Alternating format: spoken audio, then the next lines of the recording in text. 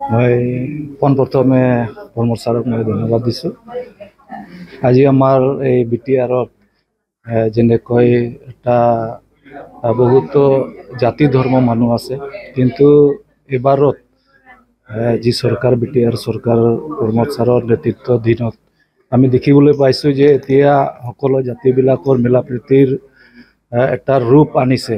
সেইকাৰণে মই বহুত ধন্যবাদ দিছোঁ প্ৰমোদ ছাৰক। আৰু এইবাৰত যেনেকৈ আমাক সান্তালী তৰফৰ পৰা মই ভবাত আগন্তুক দিনত বা আগত এনেকুৱা হোৱা নাছিলে, কিন্তু এইবাৰত প্ৰমোদ ছাৰে এটা ভাল এটা প্ৰচেষ্টা আগবঢ়ালে যে সকলো জাতিবিলাকক এটা কালচাৰেল লিডাৰ্ছবিলাক যিসকল আৰ্টিষ্ট আছে তেখেতসকলক এটা পুৰস্কাৰ দিবলৈ আগবঢ়ালে। আমাক সান্তালী হিচাপত যে আমাক এটা এৱাৰ্ড দিলে, এইটো বহুত মোৰ তৰফৰ পৰা ধন্যবাদ জ্ঞাপন কৰিছোঁ।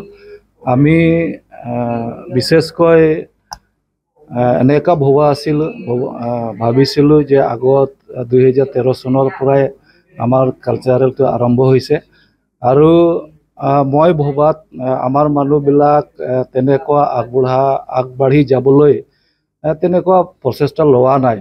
হ'লেও আমি কোনো সাংগঠনিক হিচাপত নহয়, কিন্তু আমাৰ এটা বিবেচনাত যে আমাৰ মানুহ আমাৰ সান্তালী হিচাপত যে কালচাৰত এটা অৱদান আছে, সেই লক্ষ্য কৰি আমি এটা কালচাৰ আৰম্ভ কৰিছিলোঁ।